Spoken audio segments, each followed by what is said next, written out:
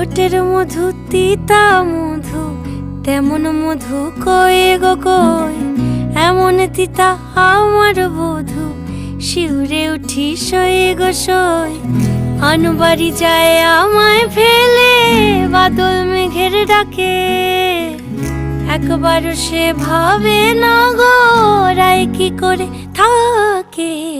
কি করে রায়, কি করে রায়, কি করে রায়, কি করে, এই বুঝি যায় পীড়িত ছুটে, সেই ভয়েতে যায় মরে।